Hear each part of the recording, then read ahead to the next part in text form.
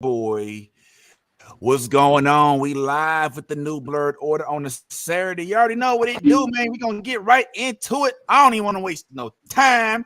Let's talk about some of these upcoming projects we got, and let's talk about some of these current shows and upcoming news that we heard. Quick shout out to the homie Yasmin. Happy birthday, Yazzie, our favorite Godfather. And we'll discuss some more there. But let's go ahead and get things started, bruh. What up, Nicole? Hey guys, I love the new Blurred Order. You should too. Whoa.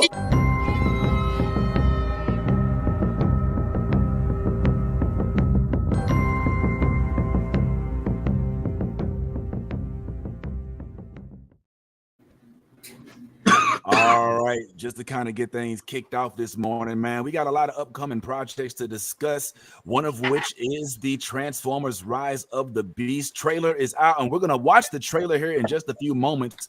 We also have the upcoming Avatar, which is coming out about 20 years too late. We'll talk about this and whether or not they should even bother. The Witcher is about to come back. Shazam is coming back. Believe it or not, you would not know that he's still alive, but yes, my man Indiana Jones is back for the Raiders of the Lost Coffin, which is one he should have been in.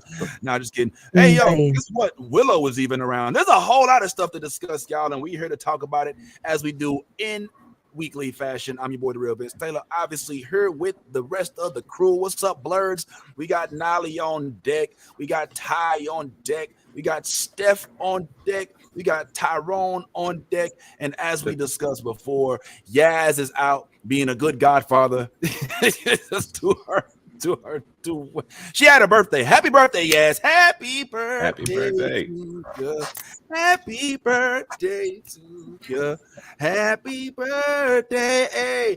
I ain't gonna do the whole song. I could do the whole song. I know both verses, by the way. Nobody's doubting you. Everybody knows all of that. But anyway, yeah, man. So we having a good day. I was figuring since Andor has left us, we don't have any more of the mainstream stuff. We don't got She-Hulk. If you watched the Guardians of the Galaxy thing last week, that's over with. We're kind of left with Peripheral, Let the Right One In.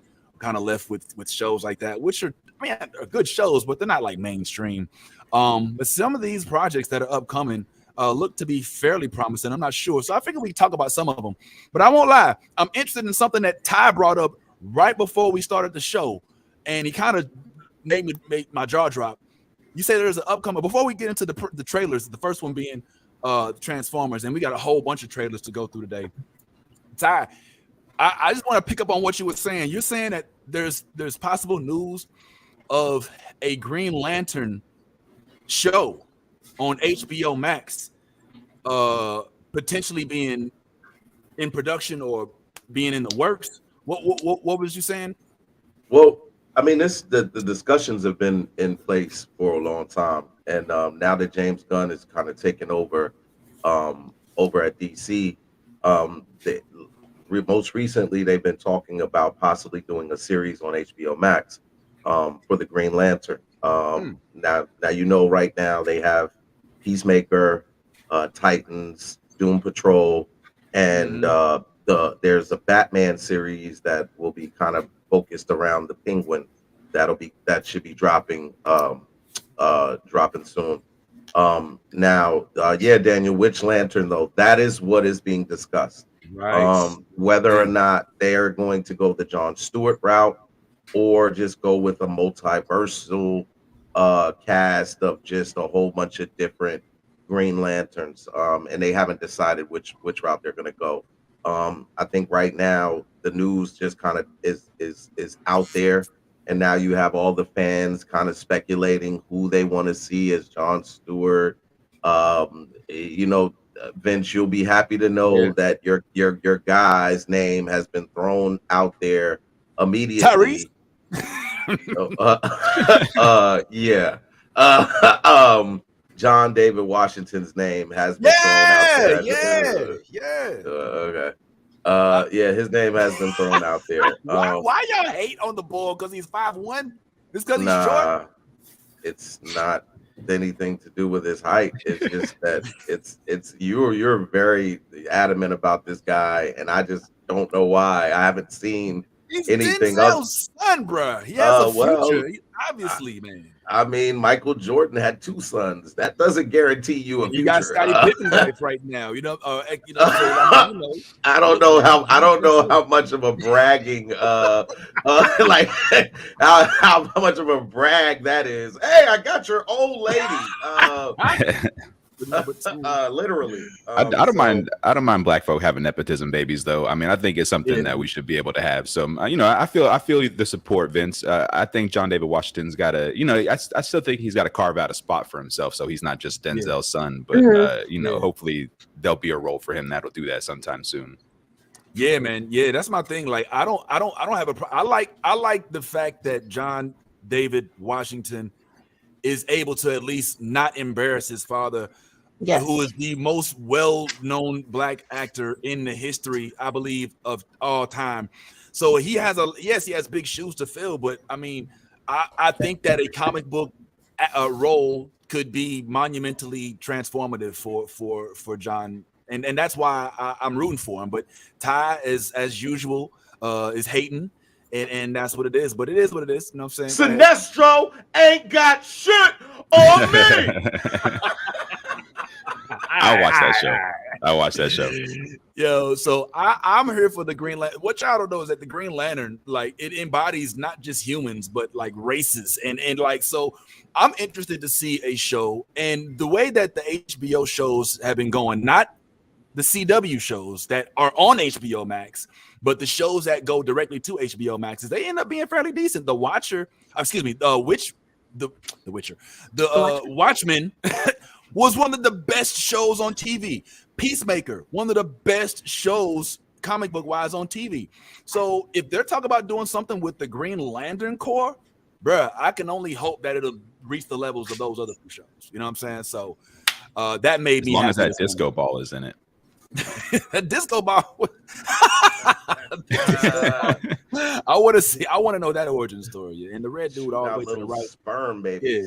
And the dude to the back that looks like a toothbrush, like an electronic toothbrush, all the way. To I want to know all these cats. Yeah, man. Who wins between the Green Lantern Corps versus Nova Corps? Oh, all right. Well, Green Lantern, Green Lantern.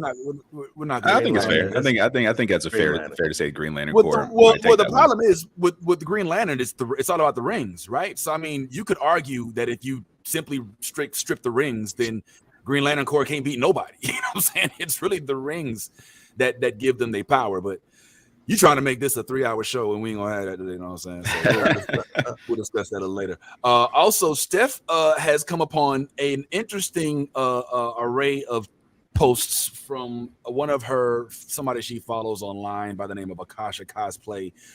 This is an interesting world in which Nick Cannon.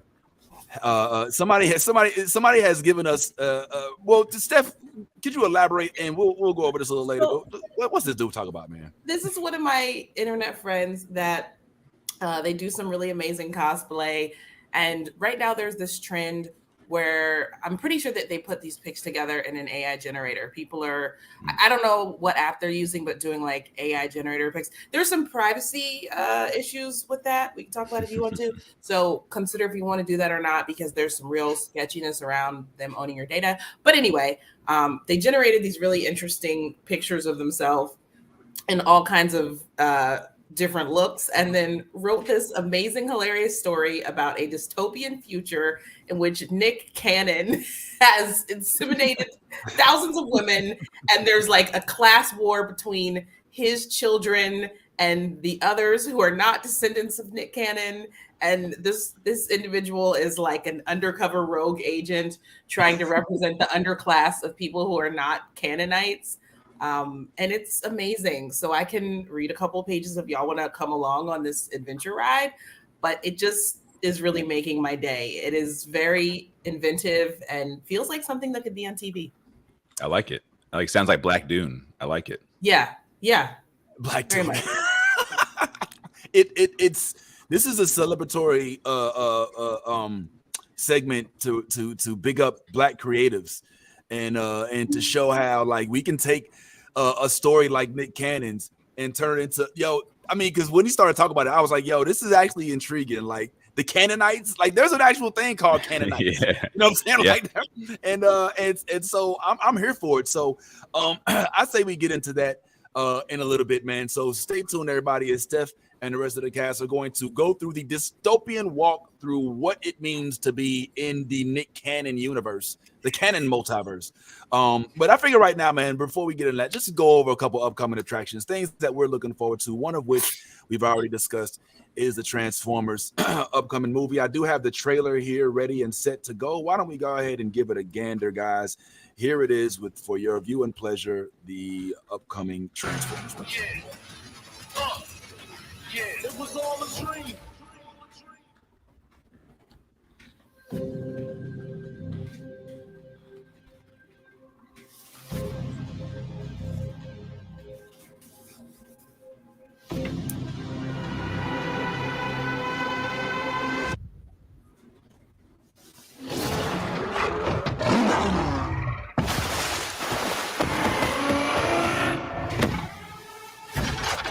Stand down. I'm not the one to fear, Prime. There is a darkness coming.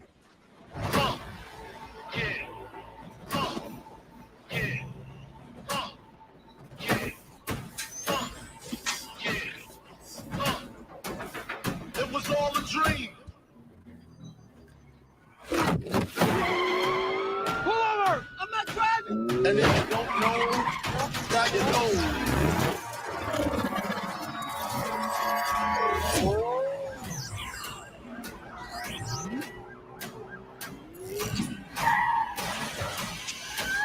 Spread love is the Brooklyn way. And if you don't know, now you know. I'm blowing up like you thought I would. Call a quick, same number, same hood. It's all good. Of all the threats from both your past and future, you've never faced anything like this. Let them come.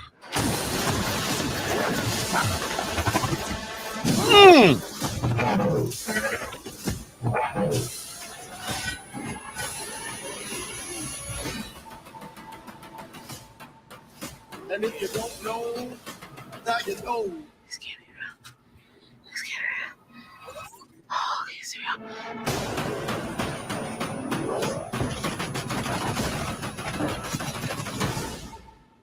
Okay. All right. Well, guys, what say you, man? What say you? I'm gonna go to Tyrone first, man. I know Tyrone. Transformers franchise has been out for a while on screen. What do you think this does for the franchise? Good look. What? You muted, bro. You muted. I recognized it as soon as I started talking. I was like, oh. Anyway, after I watched Bumblebee, I was like, I feel like if they were doing this the whole time, the Transformers situation would have been better from the beginning. I never liked the designs on the Transformers stuff. I thought it's just too much. Michael Bay just like went too far with it. But this actually has me excited about it. I'm like, okay, it looks like they got the message. They look, like Transformers. It looks like they're just going to just lean into it. So this, I think, is how you do it right. I'm actually excited for this one. I can't say I've been excited for a Transformers movie in quite a while, but I might actually go to the theater to check this one out. Yeah. Ty, do the dudes first, man. Ty, what you think, man?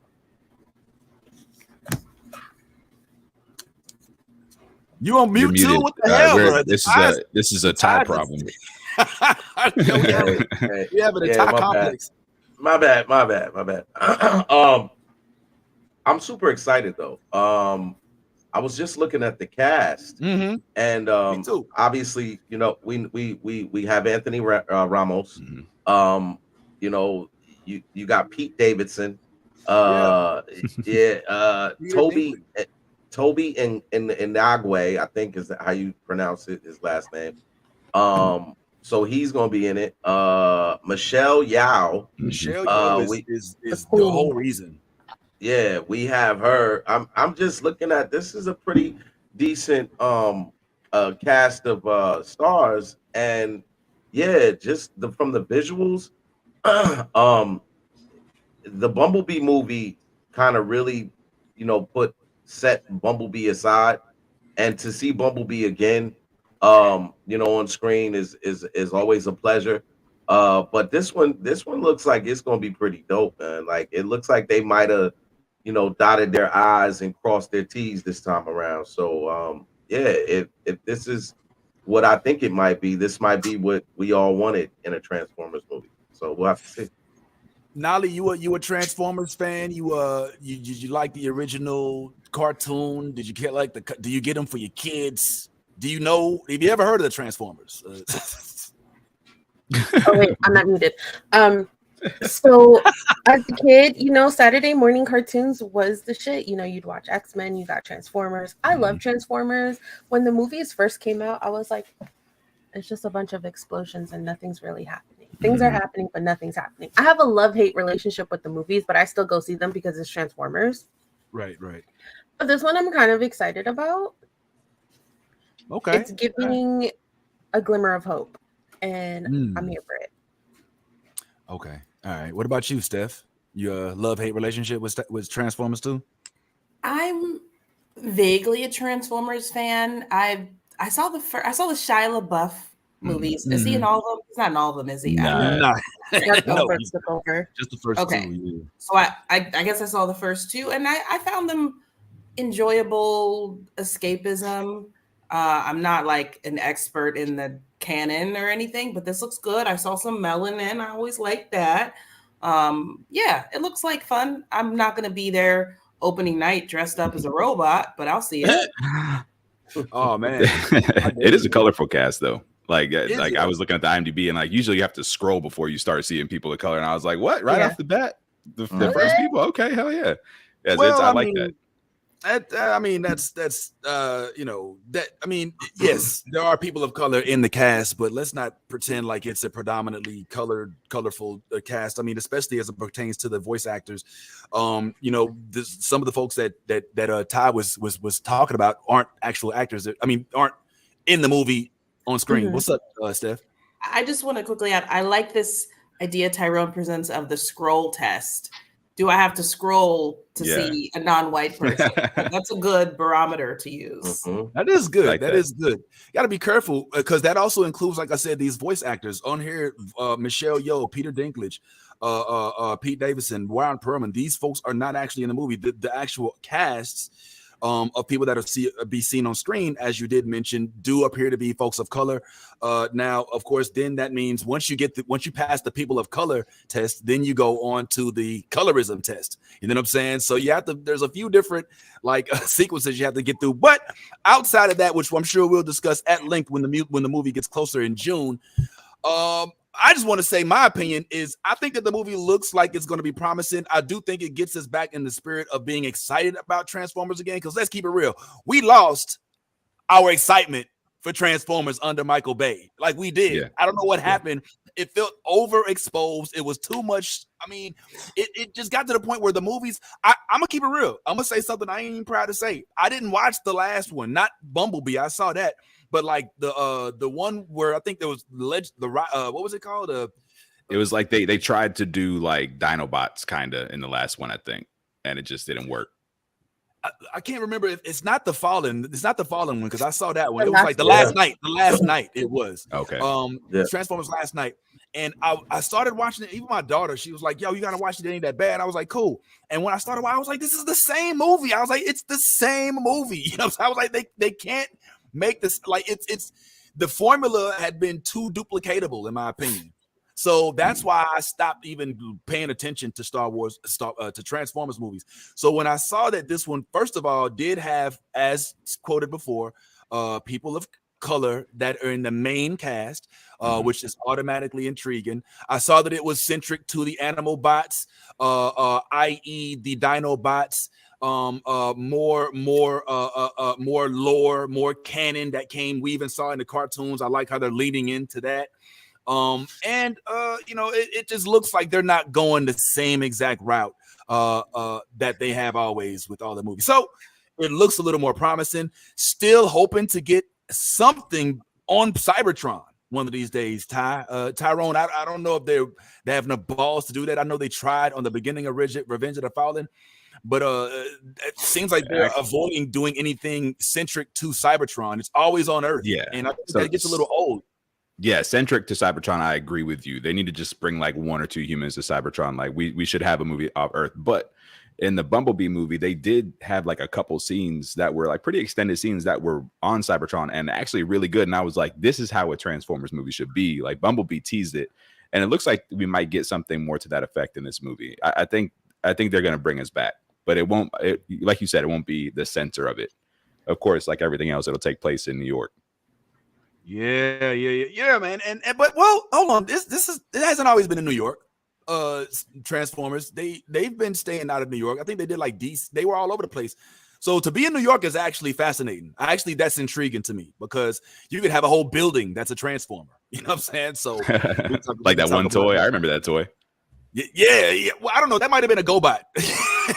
No, there was like somebody correct me if I'm wrong, but there was like it was a whole toy. I didn't have it because that was for the rich kids. But damn, I thought I lost internet for a second, right in the middle of my for a second.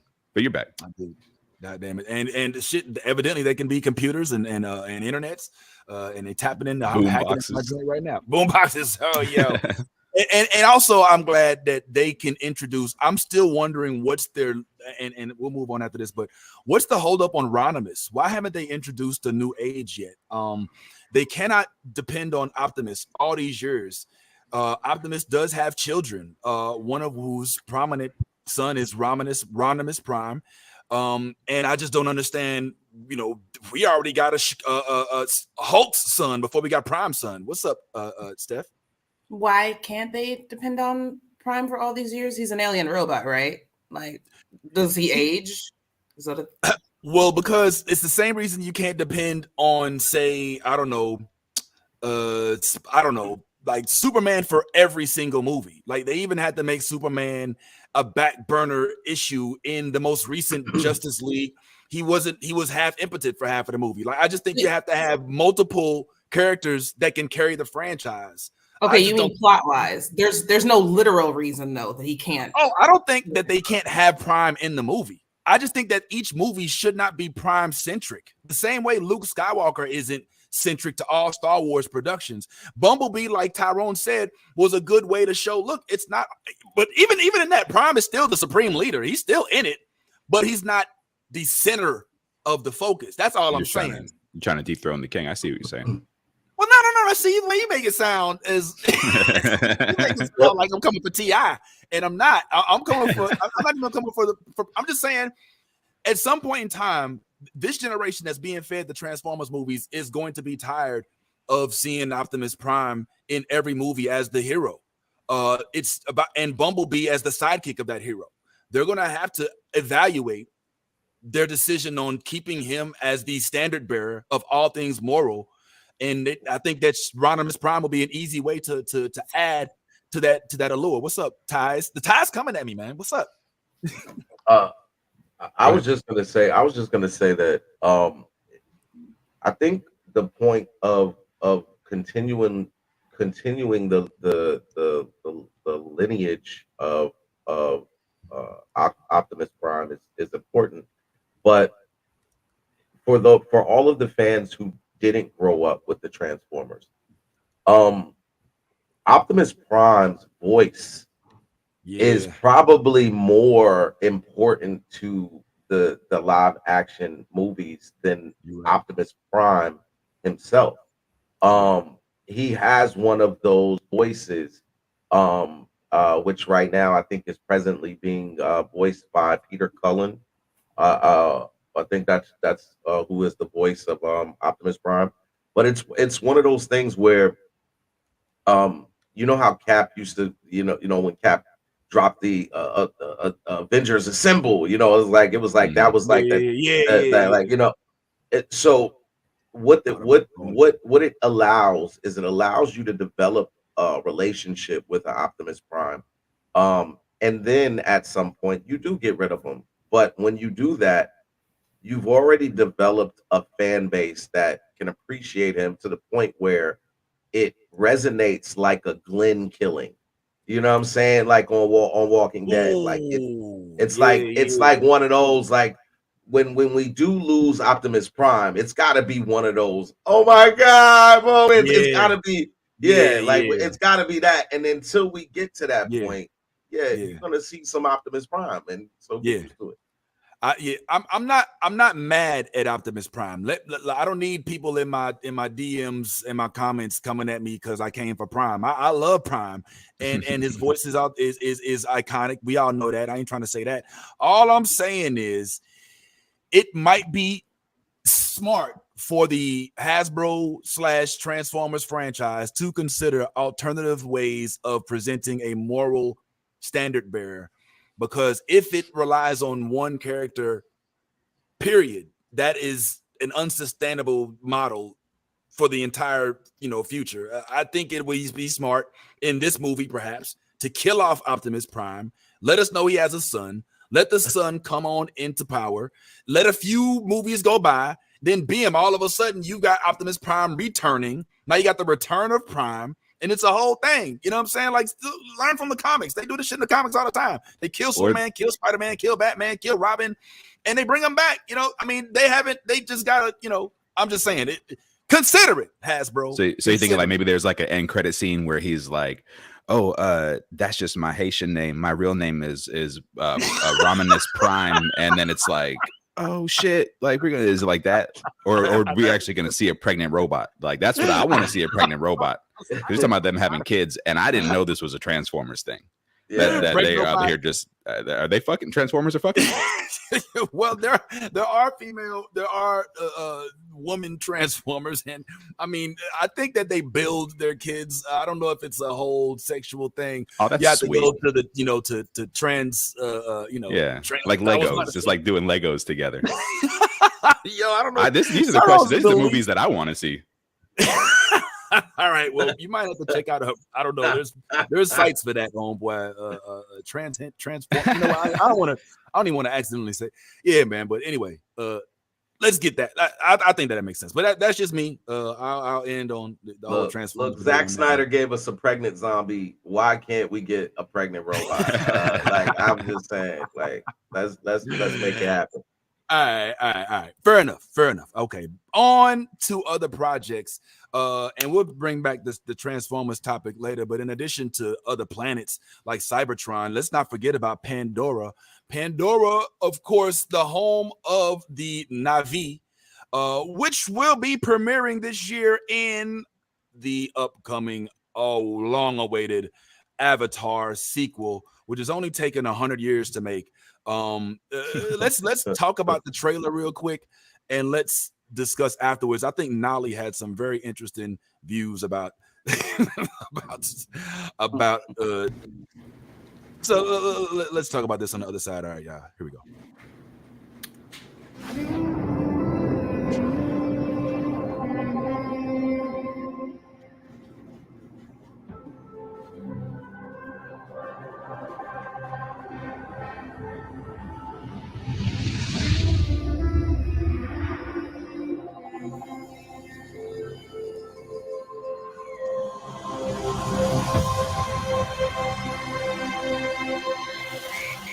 Dad, I know you think I'm crazy.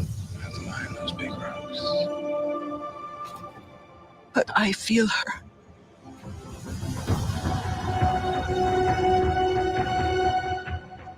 I hear her heartbeat.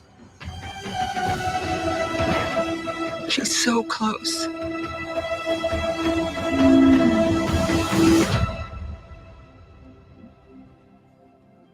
So what does her heartbeat sound like?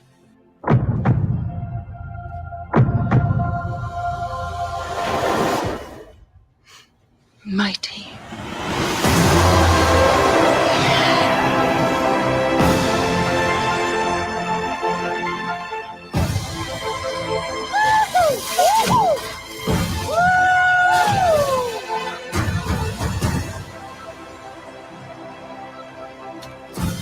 We cannot let you bring your war here. Outcast.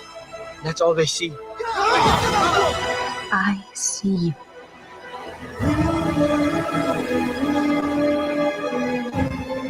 The way of water connects all things. Before your birth and after your death. This is our home! I need you with me. And I need you to be strong.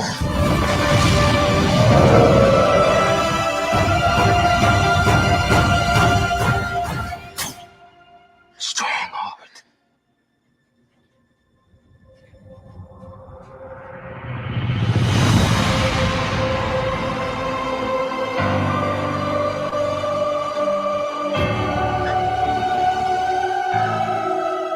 Yo, so I mean, yo, look, man. Nolly, you just saw the trailer and you had some things to say earlier, but how you feel after you see the trailer and how you feel about Avatar coming back out?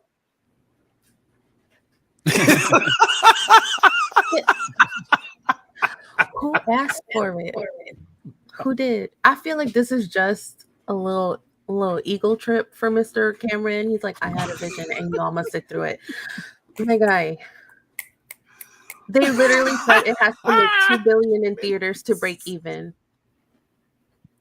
Yeah, First of all, no one told you to make an overexpensive Pocahontas and Ferngully. Okay, we already had the movies. You couldn't come up with a new story. Number one. Number two, what's it even about? First we was hunting, then we're seeing their new. Then there's a war. You both look the same. They're not even different shades of blue. They're literally like almost identical. I don't understand what's happening. Nobody asked for it, and they got other movies following up with this. So they got other movies. You said they got a part. What's up? There's going to be 3 of them. For Three what? more? Yes. Yeah, but like 30 years from now. No, they filmed them all at the same time. So they're coming out in a couple of years. I think it's like 2 years after each other. And for what? Oh. For why? About what? So this is an Avatar. So this is a trilogy. And yes. For why? I didn't know that. Yo. All right. Nobody asked for it. Nobody. Steph, not a damn soul. You can't convince me someone asked for this shit. Steph, you seem to have that same energy, man. How you feel about Avatar? My good sis Nolly took the words right out my mouth. Thank Who you, my asked for this? Who wants this? Who still cares? I remember thinking Avatar was revolutionary when it came out 40 years ago. And now they have this trailer which shows us nothing and assumes that we're interested because we care about these characters. We don't, bro. We don't. James Cameron did your thing. It was cool. It's over. Like, stop trying to make fetch happen is how I feel about the entire thing. And honestly, at this point, like, it feels a little bit exploitative of Native peoples. There's just something about it that feels yucky about it right now. Part of it may be, now y'all are Orlandoans, many of you, so you may have done this. Have any of y'all done the Avatar ride at Disney, the flying one? I haven't even gone. I did it, and I felt so gross when I got off. I felt gross. Let me tell you about this experience. So you are riding, you're like, get on a little machine. It's like a VR thing, and it's like you're riding a banshee. But the way that they set this up, clearly they had. I'm like, I would be astounded if there were any people of color in the planning of this ride, because you get. I think it's like, Sigourney Weaver, whoever comes back and gives you like a little talk about it first. And they're like, yeah, this is a Na'vi rite of passage that like only their people can do. But like, we got special permission so y'all could do it. Don't worry about it. And like, their real native name is this, but we just call them banshees. Like, it is such a colonizer thing. They straight up tell you this is a special thing for the native peoples, but like, we just gonna let y'all do it anyway because we feel like it. And you don't have to call them the native name, just call them banshees because that's what we. And it's like, it's just such casual colonization built into the ride, and everyone's just like, yay, we get to do this native experience without their permission. And I know it's fictional, but I felt so disgusting. Like, I wanted to get off. You saying that further like confirms my whole this is just James Cameron's like freaking ego trip. This is him getting off on himself, like, yeah. 100%. Look at me making a fictional movie about fictional people of color. Like, it's virtue signaling. The whole thing is virtue signaling. Like therapy, sir. You can afford it. Let's do that. Let's do Right. that. Right. Less expensive than a billion dollar movie that has to make a shit ton of money to break even. I kind of hope it flops. Same. I don't like to wish ill on people, but when it comes to things like this, just a little. Ty, you had your hand up. Oh. Well, Ty was saying, Ty, it looked like Ty. Yeah. Real quick, Tyrone. But before you, Tyrone, Ty had something to say. Mute it. Probably for good reason. Yeah. So, I was looking at the comment section, and John White was saying how it was the best-selling movie of all time. You're correct, sir. But that the reason being is because in 2009, I believe, it was the first of its kind. And it was a visual masterpiece. As we all know, who have seen it. But here we are in 2022, and this is not it anymore. It's been so many movies that have done this and kind of surpassed what James Cameron was able to do in 2009. When we look at this version of the Avatar that's supposed to drop soon, what we see is Talocan. We see what we just saw in Wakanda Forever. We see blue people that live under the sea, and they resemble each other a lot. You take off the tails, and you have the Atlanteans, Talakans, whatever you want to call them. But that's what we have. Avatar will not do the same numbers that it did in 2009, unfortunately, because again, we now have a lot of other movies that have kind of progressed past that what James Cameron was able to accomplish in 2009. So it's cool. It's cool to put it out there. It's the highest grossing movie of all time. There's a lot of things that played into that. We were going to movies. We didn't have a pandemic. There was a lot of stuff, so let's kind of, just chill out with the whole, it's the best movie of all time or the highest grossing movie of all time, because there's a lot of reasons why that happened. It's not going to be the highest grossing movie second of all time. I can guarantee you that. Real quick, I see Nolly got something to say, but Tyrone, did you have something to add? Oh yeah, you're both wrong. The highest grossing movie of all time was Morbius. I just wanted to correct the record. Yeah, so don't even come at me with all this. Do your research stuff. Okay, I know what it is, and Morbius is the highest grossing movie of all time. Let's get a Morbius sequel. and was the best movie of all U's, MCU, DCU, University of Mississippi, all that. What's up? Stuff of my nightmares. You said you had something to say? So okay, Avatar is only the highest grossing movie in the world because they re-released it in China after Endgame beat them. Just throwing it out there. In 2021, they did a re-release in China, and that's what brought it back to being the highest grossing movie. Talk about do your research. Do your research, John. Google is blue. That's it. Period. Oh, damn! Not the facts though. In the face with the facts. All right. I'm gonna come out and I'm probably gonna get hung alive for this, but I actually am looking forward to this. I'm actually looking forward to this movie, and I'm gonna tell you why.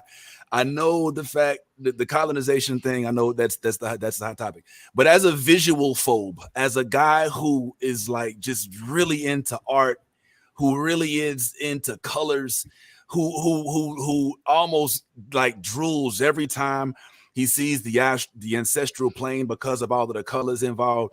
I'm less of the storyline, less of James Cameron, more into just seeing what the shit looks like on screen, because that's what made me love the original Avatar, was the fact that this is some shit, some neon color shit I ain't never seen before. You know what I'm saying? And I mean, I'm just gonna keep it real. We are our authentic selves.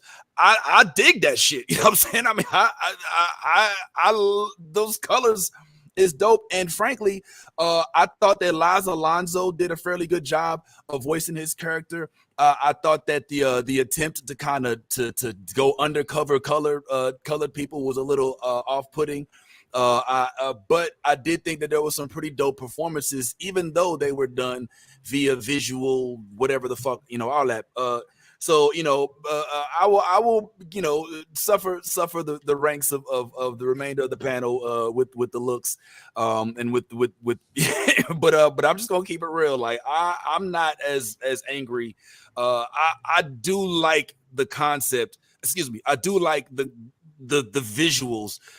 And frankly, the trailer just made me want to see it more. I could watch this movie on mute, frankly. Like it's all for me. As somebody who's worked, in tech and programming, just the visualization of it. So I'll bear that cross and I'll take the lashings. What's up, Tyrone? Isn't this movie like 4 hours long? Almost. From what I understand, it might be. I don't know, 3 hours probably, and it sounds like there's going to be multiple chapters. But yeah, it's a long ass movie, and yeah, I don't think that it's going to 12 minutes. Yeah, I don't think it's going to hit the original Avatar numbers. I do think that Marvel has exploited the industry, and that they have shown that, listen, with good CGI and good plot line, you will get a good output. But I do think that there is a cult following for this movie, for whatever that is. I'm not in the cult, but I am one of the people that will probably be there to see it pretty early on. I haven't ridden the ride, but I'm looking forward to seeing which is what it looks only fire if you love colonization. For the record, I was wrong. That's your shit. What's then it wrong? probably is pretty great. Yeah. There are 4 total movies. Avatar 3 so is that is coming out in 2024, 4 is 2026, and 5 is 2028. Damn. Wow. Apparently, the only thing that can stop this movie is global warming. And yo, all right. Well, listen. I think Avatar is going to be on the front of a lot of our screens for a while, but that don't mean that we got to watch them. There's other things going on.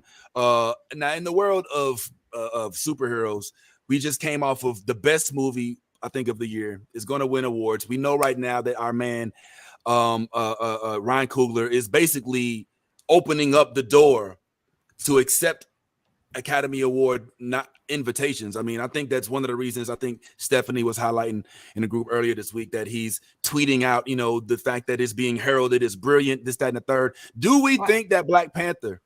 That might have been Yaz. It wasn't me. I don't want to take stolen valor.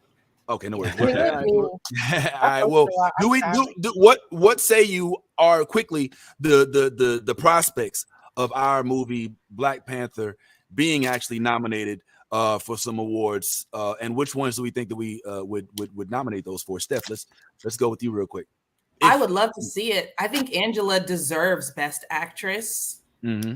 I would love to see a Best Picture nod. I don't imagine it happening. Maybe something with music or effects. I mean, it'd be beautiful. But we live in a nation that elected Donald Trump as president. I don't trust America, so I have very low expectations. Very low. All right, that part. What about you, Tyrone? You think there's going to be any award nominations? I think the chance of Angela Bassett being nominated is probably going to be better for supporting actress. I don't know. I don't know where she fits in that category. No, I don't know if she was a lead or if they're going to count Letitia Wright as the lead. So maybe supporting actress. I do think Angela Bassett should get nominated. I don't know if we're going to see a lot of nominations outside of that. Maybe costumes. I think that's one place that Black Panther has always done really well with the costuming and set design and stuff like that. But yeah, I would say Angela Bassett's the strongest possibility there. Okay, all right. Well, just in the spirit of speeding along, I think it'd be nominated for at least something. I would say, possibly Best Picture. But who knows? But amongst comic book movies, Black Adam also came out this year. One of the new movies that we're looking forward to is Shazam, which has a sequel coming out fairly soon. And I ain't gonna lie, I got some feelings about this. I'll talk to y'all on the other end of this trailer. Let's watch the trailer for Shazam 2 Fury of the Gods.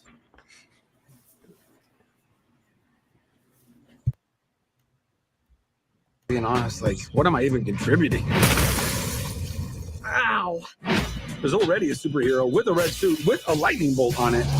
Aquaman is literally huge and he's so manly. And Batman is so cool. And I'm just me. I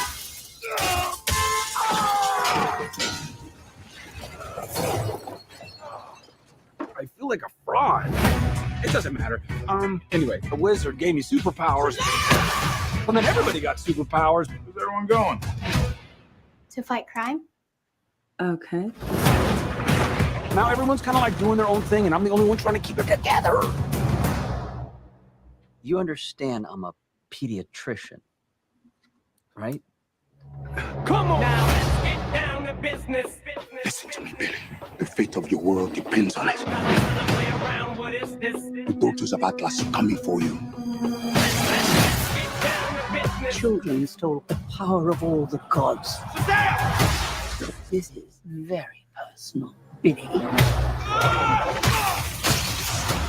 Look, I might not have as much experience as you because I'm not super old like you, but I've seen all of the Fast and the Furious movies, lady. It's all about family. Family! Guys, that was the signal. Introducing the star of our show. His name is Shazam! Now let's get down to business. Your world will not survive this. I don't know how we fight powers like this. You think I know how to fix this, dude, but I really don't. Billy, everyone can be worthy. Let's give it a chance. Now go fight for your family.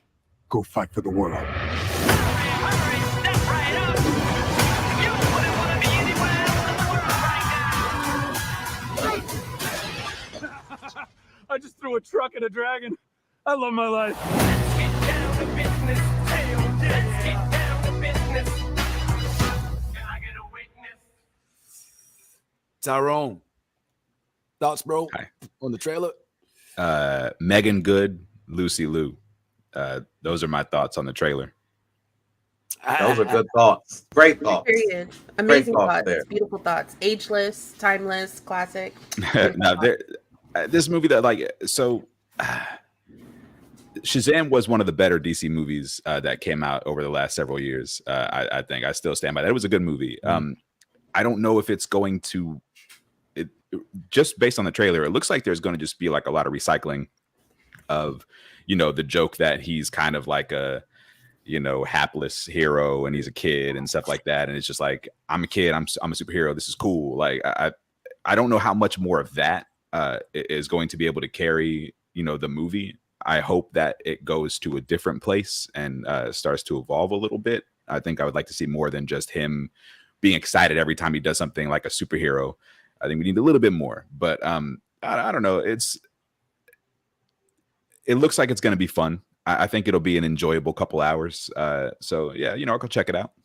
Okay. Nolly, you got any opinion on Looks good. Shazam? I'm gonna go see it. I'm not gonna have like super high expectations, but it looks like it'll be a good time. Okay, all right. Steph, any feelings? It looks like a cute, fun movie. I am generally uncomfortable anytime that really attractive adults are characterized as actual children. It just seems real gross and problematic for a lot of reasons. I feel like I know it's a movie, I know he's an actor, but I feel uncomfortable looking at this really attractive man and being like, oh, but he's a kid. It feels weird and gross and confusing. I don't like it. Can we lock up that pediatrician? Why does he have an Annabelle in his office if he's supposed to be taking care of kids? Somebody needs to go ahead and put that dude in jail right now and save us all the trouble. Oh man, I had to rewind and find that. What you saying, Ty? What's your feelings on this trailer, bro? I think Shazam is one of the few movies that gets the luxury of being deemed a kids movie. You know what I'm saying? I think that's what saves Shazam from a lot of the scrutiny is like you when you look at this trailer, I'm like, this will be fun for my kids. You know what I'm saying? Like that's that part for me. So I think it's gonna be fun. I think it's gonna be funny. And then there's Megan Good. So I mean, I don't need to say anything else after that. Like you give me Megan Good any day of the week, I'm there. So yeah, I'll be there. Hey girl, hey. All right. Well, Shazam just happens to be he's growing into possibly being my favorite on-screen DC character. At least from it, I mean, they haven't really put these in the DCEU, but we see hints of Flash in there. We see hints of Aquaman in there. So we see that they could be leaning towards putting them in an upcoming Justice League movie, even if it's just for, just to get them in the movie. But it's such a step away from the traditional DC model, right? Superhero of valor, says the right things, looks perfect. You know what I'm saying? Like, here's a little doofy ass kid, you know what I'm saying, who gets superpowers. He's the DC kind of Spider-Man, except for he turns into Superman instead of a spider. And so for that, and also the humor in it. I mean, I love that DC is finally getting humor right, because they get it wrong in all of the Batman and Superman movies. So this is one where it prevails. Helen Mirren in a villain role it says a lot about her. Typically actors of her caliber, so to speak, with all the awards, don't do superhero movies. So I think this is in that arena has some impact. But I ain't gonna lie, like I once again, I'm the asshole. I'm looking forward to this movie. I think that the DC model was actually inspired. The new model that we see with the Peacemakers and the James Gunn leaning, it was inspired by this movie. If I'm not mistaken, wasn't this James Gunn's? No, Suicide Squad was his first project. But I thought he was going to work on something like this too. So he's going to be basically the head of all of it. He's going to be coming up. But this was before him. This was supposed to come out a little while ago. I think James Gunn stays away from this, though. I don't think this is his necessarily his wheelhouse. I mean, I know he does comedy. Nah. His comedy is a little it's a little more adult. His comedy, to say the least. I mean, I think right now, like I said, the luxury. This has the luxury of not being great, but being good enough. Like this, it's like that's right. One of the things that DC typically doesn't have the luxury of. But with Shazam being a kids movie, nobody's going into this with the expectations that there's going to be a star, like somebody in this is going to give an acting. Like this is not. No, everybody who's going to see Shazam knows this is going to be fun and giggles. Most of the movie. So like as long as they give you that, they've done their job. Yo, real quick, I saw Minnie's comment about him being DC's Kevin, and my brain just like shorted because I thought he was talking about Shazam and that he was DC's Kevin McAllister, and I was like, yo, what if Kevin McAllister got like Shazam level powers? He would be the worst villain ever. Kevin McAllister would be a fantastic Shazam villain. It would just be murder constantly. I don't know about that, but I am here for a grown version of Home Alone where Kev has started to descend into a really dark place. He's a drunk, he's a crack addict, and they did that. They did that. It's called Saw. Real extreme. Yes, it's called Saw. Yeah. That's y'all didn't know that was a grown up Kevin McAllister. He was like, he just. Yo, They just cut the this paint is cans out of the wild. movie. Tyrone Thornhill, everybody. You can see him tonight at Comedy Cellar over in the Village. don't lie to these people. Nah, I'm just playing. He'll be hanging out. Actually, yes. I ain't saying he's Go gonna be there. performing. Yeah, go to the Comedy Cellar and ask for me. And maybe if that happens enough. Hey, demand is what causes supply, my friend. Hey, but anyway, I think that's funny. Well, something that's been called to my attention real quick, and evidently Keke Palmer did some sort of something on let me see, I just got this. Let's help you out. We will help you out, Vince. Keke Palmer does an amazing Angela Bassett impression. She's been doing it for a while, and there's lots of clips of it on the internet, and it's just so funny and so good. So people who've been following her for a while have seen her do this in different spaces, and she recently had a sit down with Angela Bassett, who was like, I've seen your impression of me, and it's good. So she does it for Angela, and it's a whole Black Girl Magic moment. It's beautiful. All right, let's watch. I've seen you online imitating me. Yes. You do a great job. Thank you so You do a much. great Thank job. you. It's one of my most notable impressions. Everybody's like, do Angela. You know, it's so funny. Queen Latifah used to have me do it all. I used to only do it for her. I just recently started doing it, online and everything. Really? But whenever we worked together, I did it for one time, and she'd be like, do Angela. Do Angela. Okay, so Keke, we're here together. You're finally here. I don't have to watch you online. I can actually see it right here before me. I can't believe this. This is insane. Don't be shy. You're not shy at all. So get myself together. So I'll go ahead and do your amazing, incredible performance in American Dream, the Michael Jackson story, where Catherine catches her husband cheating on her, Mr. Joe Jackson. Okay, here we go. You a lie. You a cheat. And I don't want you. I don't want you. I don't want you no more. I'm telling you, that scene is stupid. And you're a cheat. And I don't want you. No, I don't want you. I don't want you. I don't want you. I don't want you. I don't want you. And that line was improvised.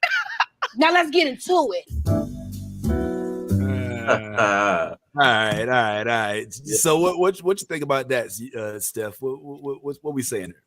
I love it. Keke Palmer is living her best life. She just started her own channel. She's in movies. She just hosted SNL. Like, she is manifesting greatness in front of our eyes. I love to see it. It makes me really happy when you see someone doing a thing. Like, she's been doing this Angela impression and killing it. So to see her meet Angela and have Angela be like, oh, I'm a fan of yours too. I've seen you do an impersonation of me, and I think it's great. It's just such a beautiful, like, full circle. Keke, look, you manifested, you did it. And now Queen Mother has given you her blessing. And I just can't wait to see what's next. Nolly, any feelings? I love it. I'm rooting for everybody Black. You go, Keke. This was a good moment for her. I love her Angela Bassett impressions. She does them so much, so it's cool to see her do it with Angela herself. I love her. She's doing great things right now, and I love how she's like advocating for herself to play Rogue in any upcoming X-Men projects. I'm like, yes, bitch. Give it to me. Okay. Yes. All right. So y'all are for Keke Palmer being Rogue. I think it looks. I mean, when she wore the outfit, if she's campaigning, then she gets my vote. Especially, I already said this on here because of the accent. I mean, the unfortunate thing is that the X-Men animated series kind of has predicated my my sense of what Rogue sounds like, right? So I hear a southern belle that talks like this, and I get that from Keke. Fellas, Tyrone, like what do you think when you see these young ladies? I mean, come on, man. I mean, these are two superstars. What can you say, bro? You're muted. Oh, that's Thank how you. Sorry, feel? just making sure I'm not. Yeah, Angela Bassett always amazing, always flawless. Like, and Keke Palmer is so damn talented. Like, she's so multi-talented. It's kind of crazy. Like, and I think people are starting to become aware of that. But I'm 100% here for her as Rogue. I think she has the right attitude. I think she has the right, like you said, accent. She killed the Rogue outfit when she did it for Halloween. I think she would be a great choice for Rogue. That's a lot of personality in a character, and I think Keke Palmer's got it. Can we get Kiki for Rogue trending, please? Like, who has Black Twitter connections? Yeah, Can we trending make that again. happen? Yeah, trending again. Are we still on Twitter? I don't know if I don't know. Oh, you're right. we Oh, be pulling out for Twitter. he's Black trying. Twitter. Okay. Black Yeah. Twitter Black is Twitter going to be is there until the end of time. it's a movement. It's beyond Twitter. Black Twitter is the collective hive mind of Black media intelligence. It has nothing to do with the website when I say Black Twitter. It's like I the cultural understand. movement Yeah. of Black people mobilizing behind something on the internet. Elon's We not might allowed. move. Right. Yeah, You want to yeah. have shit to do with it. Yeah, we might have Yeah. to put it back on Black Planet, man. I remember Black Planet was the shit, bro. So Ty, I assume you feel the same way, man. I mean, what can you really say about these queens? Real quick for you. I mean, Angela is just. I just want to take a moment to appreciate how beautiful, and I mean, Angela is what 60 something years old. Oh my God, she looks amazing. And just to the Kiki being Rogue. I'm here to I counteract that. I don't want to see nobody playing Rogue but Reba McEntire. If I can't get Reba McEntire as Rogue, then damn it, I don't know who would do it better than Reba. But Reba McEntire would be my vote for Rogue. Shut the fuck up. Anyway, hashtag Reba. Nah, whatever, man. Listen, all I know now, am I wrong? Like Kiki hasn't been in any Marvel project, is that right? No. Am I tripping? Nah, you're not wrong. Not one. So Angela thus far has already. I mean, she's just what's the word I'm looking for? Lionized the role of Ramonda, you know what I'm saying, and she cemented her role like to the point, just like Chadwick, you can't see nobody else. And if they try to do the Fresh Prince swap up, it's gonna be a problem. You know what I'm saying? So but Kiki, for her to enter, I still think that Kiki possibly could have been Riri. You know what I'm saying? What I mean, did we miss the boat? I don't know. I don't want to go down that line right now because we'll be here forever. But kudos to them, man. I hope that they do something and get her in the Marvel universe. There's another movie that it came out a long time ago. I don't know if y'all have ever seen it. I'm gonna tell y'all a little story. Yesterday I asked my wife. I say, "Yo," I say, "Babe, you ever see Willow?" She said, "I beg your pardon." I say, "Willow." She said, "What?" I was like, "You ever see Willow?" She was like, "What?" I was like, "What?" She's like, "Why you keep? I don't know what you talk about." I didn't know that people didn't know about Willow. You know what I'm saying? Like Willow to me was like, swing my hair back and forth. Swing my hair. She was like Willow Smith. You mean like I was like, nah, Willow, because I wanted to watch it. I wanted to see if she was down to watch it, and she had never heard of it. Steph, y'all heard of Willow? Nolly? Y'all know Willow from? Did y'all see it when y'all was younger? I grew up fully nerdy. I know Willow. So both Willow Smith and the movie. Nolly, Steph, did you watch the Willow? I didn't watch it, but I know of it. I know vaguely what it is. That it's one of those white people, mythical gnomes, elves, creatures in the woods type joints.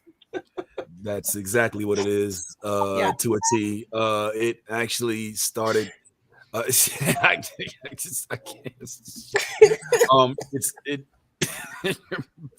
Well, Tyrone, do you know about it real quick, man? I was a big Willow fan as a kid. Love white people in the woods doing mythical stuff as a kid. I used to love Willow, and I rewatched it recently when it dropped on Disney Plus, and it was a nice little nostalgic trip. And it holds up all right. But I know the show has come out now. I'm sure we'll get into that. But yeah, I was a fan. Yeah. It was. Go ahead. I need white people doing mythical stuff in the woods to be a category on Netflix. Like, truly. Does the Blair Witch Project count? Yes. Yeah. 100%. I think it is. It's just, it's already on there. The Blair Witch would be white people doing stupid things in the woods category. That would be that category for sure. I don't know if that's. That's kind of. I was gonna say that's kind of built in, right? That's one of those things. That's just kind of understood. But anyway, yeah, Willow was on my radar back in the day, but I didn't really watch it. I know this is what it looked like, and it was weird because what I did before we watched it, the upcoming one is I went back and watched the old Willow, and this is what the old Willow looked like. It was so crazy going back in time and looking at what was considered like special effects and like it was really crazy, man. So to see the updated version to me was to see how far they grown. Couple things I didn't know back then, that this was a George Lucas production, that it was written by George Lucas, story by George Lucas, that it was a Ron Howard film. I was unaware of these things, so that kind of added to it. And Ron Howard evidently executively produced the one that just came out. So this is the one that just was released, I think, last week. Tyrone, that bad time. On the 30th. This week. Yeah. This week.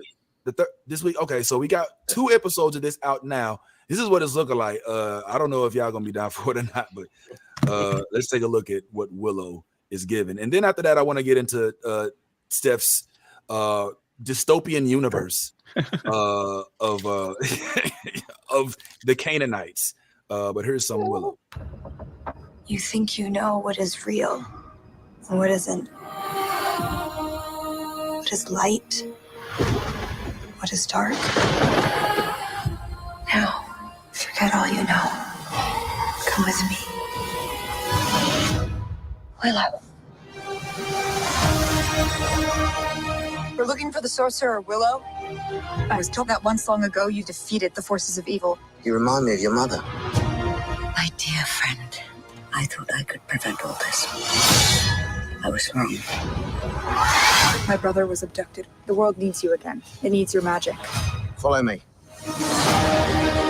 We must go beyond the edge of our world, into the unknown. Willow! I need your help. Just like old times. Attack! Running! Horses! Mayhem! Mayhem! Happy to see it. Our true enemy is still out there, rallying the forces of evil. And the only thing standing in its path is us.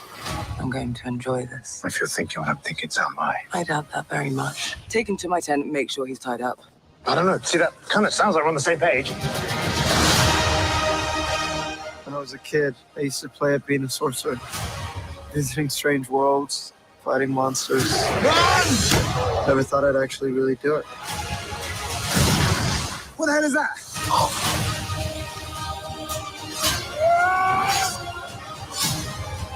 Trolls. I'm so miffed. We have to hurry. How will you defeat us? Same as last time. With my friends.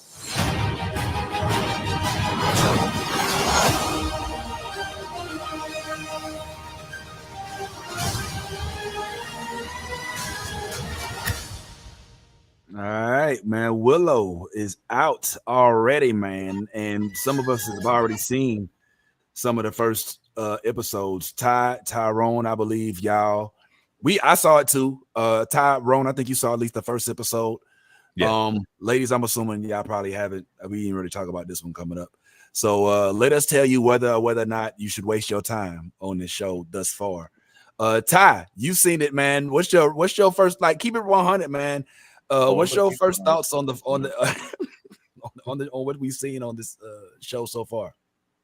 What you saw was a good job of putting together a trailer by a company to make you think that the show is going to be really good. Now the reality is, when you watch the show, the first episode, I couldn't get through it. I tried it 3 times, and each time I was like, "This is trash." So I don't know if the good stuff is coming later in the series or whatever the case may be. Maybe I didn't stick around long enough. Maybe I don't know. I'd love to hear Tyrone's yeah,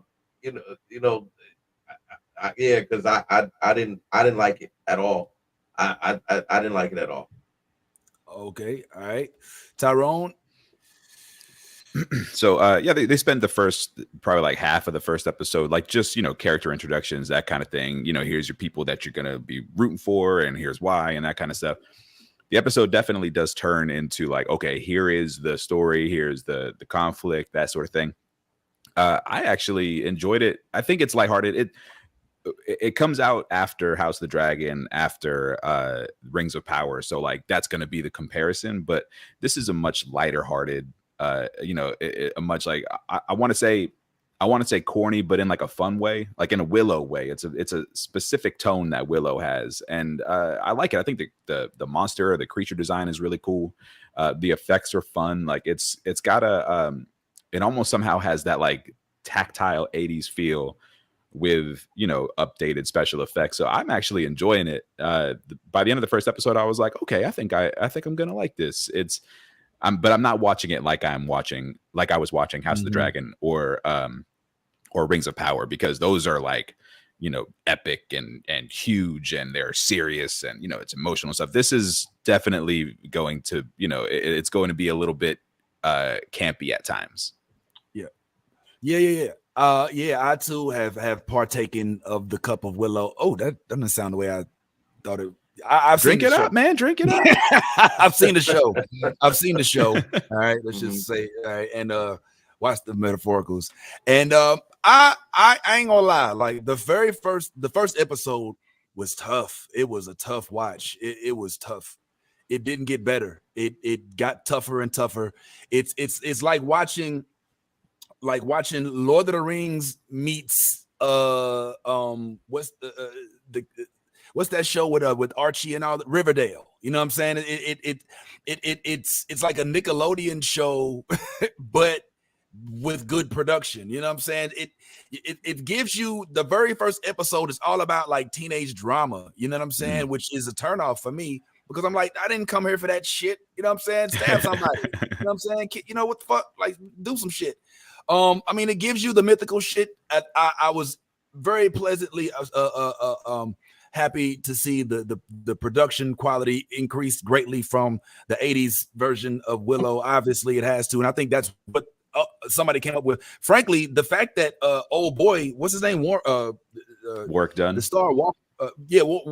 Warwick Davis. Warwick Dunn was a football player. Warwick Davis, also short, also a little guy, but no, Warwick Davis much held up. No, he's held up. You know what I'm saying? All these years. I ain't trying to say black on crack, but look, I mean, look, he made it. Vern Troy ain't make it. You know what I'm saying? I mean, I ain't trying to put him all in a category. I was gonna say a box. Vince, you might want to go ahead and put some hot sauce on that foot right now, Vince, because it's going right in there. You better stick it right in there. I don't want to go against that community either. I'm just saying it's dope. That he's able to reprise this role after such a long time. Even the mom. Now, one thing I'm curious about, which we can talk about the show, is what they're teasing whether or not Val Kilmer is going to show up as Madigan. What's his name? Mad Mardigan. Matt Cardigan. Have you seen Val as of late? Have you seen Val? Yes, it would be. Yeah, I would be very, very surprised if we see Val and all of this plastic surgery on screen. He just was in some shit though. He's still acting. He's not doing big budget acting, but he's still out. He's still doing some shit. Yeah, he shows up here and there. Yeah. Also, I do want to shout out Warwick Davis real quick, because he's like, he's kind of a legendary actor. He was the most famous Ewok. He was the Leprechaun in all the Leprechaun movies. Like he's been around doing stuff for a long. He was a Harry Potter. Like he's been around doing stuff for a long time. Dude's had a long career, and he's been in some great stuff. Yeah, man, he out here kicking, man. And it was funny. I went back and watched the first Willow. And Mr. Parker's in Willow. He was one of the original Nelwyns.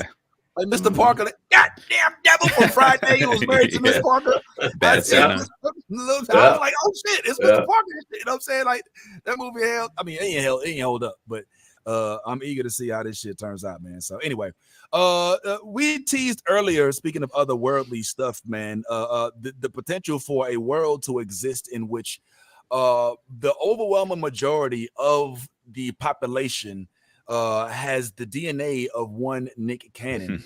I do believe that this is possible and that we may be behind the 8 ball on this because this has been happening right in front of our eyes. And one day this dude might just pop up and be like, you know what? Me and my family will take that trip to Mars. Next thing you know, Mars is Canaanites. It can happen. Or I don't know how it was described in this little comic. Canaanites. Jeff, talk to me about this issue of the canon verse that we're hearing and give us your rendition. And I actually have each of the slides here, so we can go through all of them. But yeah, what's going on here? What brought you to this? So Akasha Cosplay is an internet friend of mine. We follow each other online.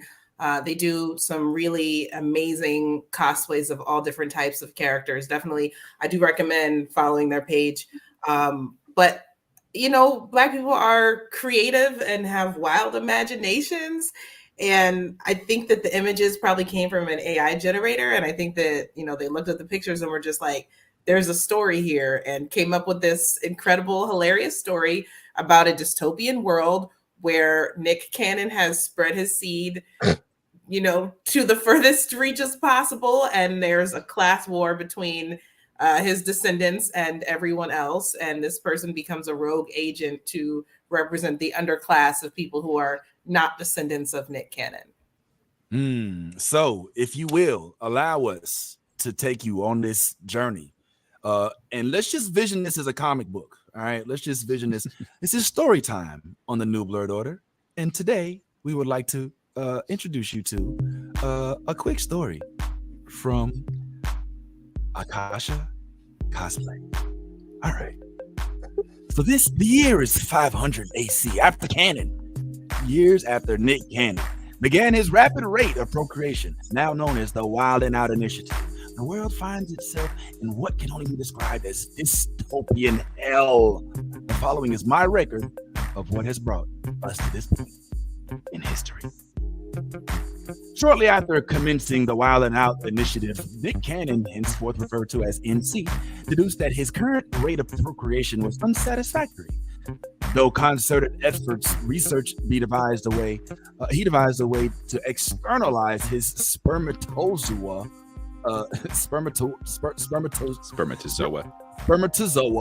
and it affect exponentially multiply. Beeper. Consequently, the amount of children fathered by NC grew up to unprecedented proportions. This afforded NC great power and influence as his offspring began to occupy the highest positions of power: military, politics, finance, international relations. The influence of NC spread far and wide, showing no signs of relenting. All the while, NC began to be revered as more than a mere mortal. He was simply referred to as Father. Eventually, societal hierarchy was created. Those who carried the bloodline of NC were marked and afforded great allowances, power, education, resources. They were marked, set apart. Those who were not, however, became known as the impure and were relegated to colonies created for their containment. We're going somewhere with this. It was truly a disconcerting experience, lining the hallways, dotting the scenery, a constant reminder that that Father was ever present, ever watching, and ever procreating. That was when I resolved within myself to stop him. And this is where it gets serious, so we got to cut the music.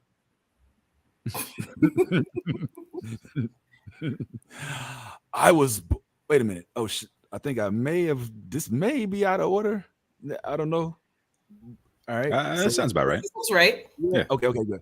I was born in one such colony. Survival here is based upon survival of the fittest, but also knowledge of all things Nick Cannon. It was my verbatim memory of the ancient text, a manuscript of all the movie Drumline that allowed me to curry favor from our overlords. I was thus granted the privilege to live amongst the Canaanites, as they soon collective referred to themselves as. Almost done. This was when I heard of the Apollo initiative. an ambitious plan to renew space colonization efforts in an effort to colonize other habitable planets for further expansion. Inclusion on this explorative team was limited to only the top percents of Canaanites, and criteria was even stricter for those of us for the colonies. Still, I trained my mind, my body, and soul to their limit. And after exhaustive testing, interviews, and simulations, I was chosen. As we prepared to embark, I knew my motive differed from others. If I had my way, there would be no further expansion. This would finally stop. I held on to hope that we would encounter life beyond the confines of our planet, that I could ingratiate myself to them, and by learning their ways and presumably advanced technology, finally give father a vasectomy. Bravo. Narrations by Othello. Poetry and prose, man. Yeah, yo, big up. I don't know if you held on for the whole ride, if you tuned out or not, but just the sheer fact that he wrote this whole thing out and posted this whole thing is worth a post. Shout out to the creatives. Quite the interesting IG. If you go check it out on you. But yeah, definitely supporting Steph's homie Akasha cosplay. Did you say yeah, that was funny. I love that. But also, you notice that dude's got Steph eyes. Like that dude's eyes are Steph's eyes, and I'm with this AI generator stole Steph's eyes for this dude. I swear. Oh, I think we might have. Yeah. Yeah, look at that. Like that's right. That's Steph catching the angle right there. Yep, boom. Oh, he Catch does. the angle. He stole your angle. Boom, angle. There it is. Oh no. Is he stealing the eyes, or is Steph also a Canaanite? Oh, were you somebody? Let me find out. Steph was an alpha Wilding Out initiative participant. Steph and Wild Out. You know what I'm saying? What's up, Steph? We need answers. Hello, mic up. I feel like me and Akasha cosplay could be cousins. Like, honestly, the way that my grandfather lived his life. Game of Thrones. when people tell me that I look like someone they know, I'm like, yeah, we could be related. Like, my grandfather was a Rolling Stone. I have a lot of cousins out there. But yeah, I love the story. I want the movie. I want 6 seasons in the movie. Like, I want to see this story play out. 6 seasons in Let's go. Yeah, let's go. The writing. Get to the writing. Yeah. All right, boy.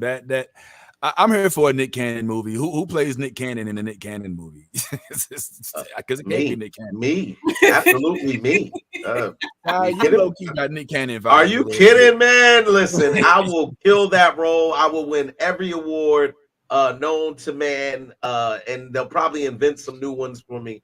But yeah, definitely make me the original Cannon. Yeah. Which Nick Cannon? You gonna do Turban Nick Cannon? Are you gonna do like game show host Nick Cannon? We're gonna do Love Don't Cost a Thing Nick Cannon. Which Nick Cannon you gonna do? All of them. I feel like in order for this role to succeed, because remember, I'm gonna be everywhere, literally. So I might be drumline Nick Cannon in Wakanda. I may be Love Don't Cost a Thing in Beverly Hills. You never know. What version you may get. I may be wilding out in Jersey. You never know. I will say real quick, this is a good option. You might have to battle for this one because Terrius Vereen, who's I guess checking in from somewhere in Westeros, has said that Ricky Smiley should play Nick Cannon, and I'm not disagreeing. I think that would be pretty amazing. But as Lil Daryl though, nah, bro. For me, I don't know, Tyrone. Do you have a specific Nick Cannon that you would play if you were offered the role? I'm gonna do Love Don't Cost a Thing Nick Cannon, just for the wardrobe. It was the worst wardrobe ever, and that's what I want to be in. Steve. Oh, okay. Yeah, I could be the Steve Harvey. What's up, Steph? I'm gonna play Nickelodeon All That Nick Cannon. Damn. So you took all right. You know what? You'll take. He wasn't even there that long, but yeah, he was on there. I don't know, Nolly. Do you have a specific Nick Cannon that you would rep on screen? As a former high school marching band geek, always drumline the cannon. You got to do drumline Nick Cannon. Okay, all right. You over there filling up Zoe. You missing practice. You all in the face, bro. Okay, all right. I'm gonna go with the rapper Nick Cannon, and specifically the one from the video with J. Anthony Brown. You know what I'm saying? I really don't like this dude. I want like Nick Cannon with the hat turned backwards, with the baggy clothes. You know what I'm saying? I don't want That's Nick. She was a dark skinned, you know, slim at the mouth. I remember I had the Nick Cannon CD. I was a Nick Cannon. How about that? I was wilding out. I worked, low key. I've done a little, I've talked to Nick, you know what I'm saying? Shout out to Nick, you know what I'm saying? Vince would be one of the characters who's not an actual Canaanite, but he wears like a robe and he has like a ceremonial like necklace and stuff like that. He's like the most devout Canaanite, even though he's not actually one, but he really wants to be one. That's Vince's role in the movie. Wow, that's exactly who I am. For sure. That's the whole movie trying to find himself. Nick, it's all jokes. It's all jokes. We like you. We admire you. Please do hire me someday. Yeah, we just messing around, Nick. Don't impregnate us. Love. Because I do want to be on Wild Out. I really do. Yo, that's a conversation that we should have at some point. Is the Nick procreation thing a problem, or is it just but that's honestly it's a fun thing to make jokes about, but like the women are excited and consenting, and he can afford to have all these babies. Yeah. So do you? And he shows up. Nick Cannon's gonna be at your baby announcement photo shoot. That's one every time. Taxes and Nick Cannon showing up for the photo shoot. Those are 3 certainties in life. So he can support all these kids financially, and the women are signing up with a smile on their face. So I can't knock it. Plus, the family reunion is going to be so much fun. Come on, it's going to be the best family reunion ever. You think that they congregate? Do you think that there's like a Nick Cannon kid text message group? Why else would you impregnate so many people if not to hold court and to have a wonderful family reunion? Like that's, I feel like a harem for real. Like they all stay under one tent. And, I thought you were trying to get a basketball team or a football team or something. Oh, he's way past basketball team. I mean, the Mormons do it. Why can't Nick Cannon? Well, the difference is the Mormons, they will have a family all under one roof. Nick Cannon sprouting seed on different pins on the map. And the concern, not my concern, because it's his business as far as I'm concerned. I'm speaking from the devil's advocate balcony of how these kids going, like there's no active father in their life on a day. That's confusing to them. I think that's their business, but that's what they saying basically is like how you just gonna have kids and they just be out there. That's a whole other subject. You know what I'm saying? You know how many people have a father they don't see every day and do not have the resources of Nick Cannon? Listen. I feel like I stand with you. And always a lot to fly around, and he honestly he seem like a pretty involved dad from my third party observation as a person who doesn't really know the man's life. But I mean, I think it's ideal to have both parents together in the household every day. But shoot, I'm divorced. I don't see my kid every day, and when he's with me, his dad's not seeing him those days. So I understand how a person can grow up to be a healthy adult that doesn't see all their parents every day. Can't knock it. Right. Yeah. And if we're being honest from just a male perspective, if what man wouldn't want to see every version of himself? Like think about that. If you not like you're in a position that Nick is, where you can financially take care of however many number, whatever the number becomes, you can take care, you can facilitate all of this, then I would personally be like, yo, I want to see what every version of me looks like. I'm having babies with every ethnicity, I'm doing it. Apps for that though. You don't need a whole woman to see what what your babies look like. I'm not opposed to Nick Cannon. Look again. Who wants to use technology for all of that? Let's get to the ground. Listen, Look, The I'm whole not thing tripping. is You know, Nick wild. Cannon. He's an anthropologist. He's doing And his he's thing. creating variants of himself. Look. Is this the Nick Cannon ghost? But Have you everything I seen know his about Nick kids? Cannon and his kids, I know against my will. Have you ever seen Nick's kids? Yes. I've seen Mariah and Nick's kids. Yeah. Well, I've seen Mariah and Nick's kids too. Like I said, you get a chance to see every version of yourself. And his kids are beautiful kids, but they look like they could have been Michael Jackson's kids. I'm just no. It's not a shot though. Nick, It's not me taking a shot. It's just I'm saying that they like his kids look like they could have been Michael Jackson's kids. They look like Michael Jackson. Like it's not a bad thing. We just dropped one viewer, and I'm pretty sure it was Nick Cannon. We literally just we was holding on to the number for the whole show, and we just dropped it. And Now that's okay. All we got to do is get his kids on our side, and we are good. The kid is marvelous. Number one, y'all. Numbers. TikTok. Hey. And not That's to mention, it. this is my personal friend, of course. Y'all know I met and worked with Nick Cannon. You see your boy, you know what I'm saying, with the West of the Wild and Outcast, you know what I'm saying? Yeah, that's me. I'm in the background, but still, that was a moment, you know what I'm saying? Things happen, and it was a Quick crazy question, Vince. Are you on birth control? Well, I personally, I still practice abstinence. But no, it was a cool experience. Anyway, moving on to a couple other things, man. Since we sitting there talking about this dude's bloodline, which I think still Nick Cannon, the rapper, didn't get enough credit, and the poet, I'm just playing. He was pretty trash. But this I hope isn't trash. This is The Witcher, as we all heard, is going to be replaced, by a great value Witcher, by Nali. But before that happens, we've got The Blood Origin, which is going to be starring Michelle Yeoh, one of my favorite actresses or actors. So let's give it a look-see and see if it's promising. It's just a teaser, so let's check it out. Me, oh lover, my heart's filled with worry. Stay with me, oh lover, the borders are burning. Stay with me, oh lover, my heart is still burning. All beginnings, all ends.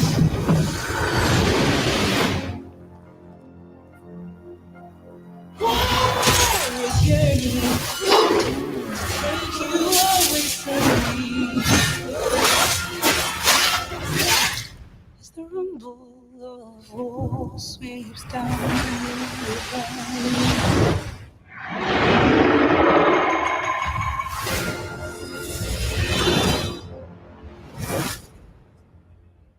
All right, man. I mean, Ty, man.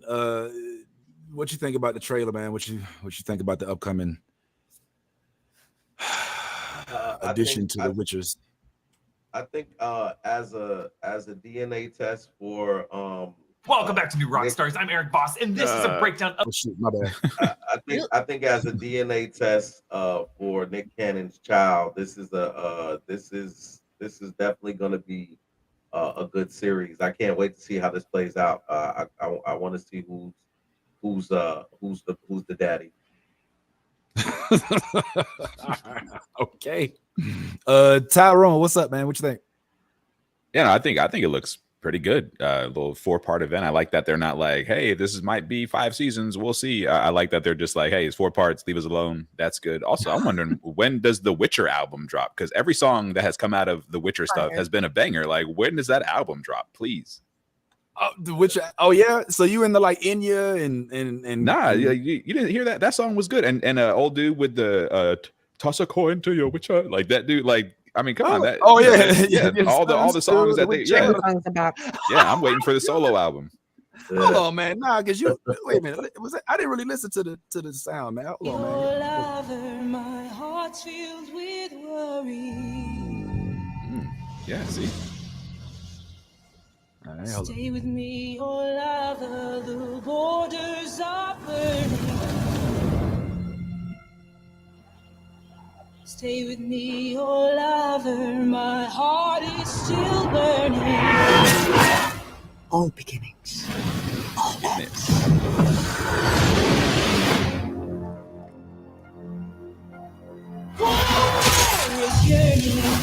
High note and everything. Yeah.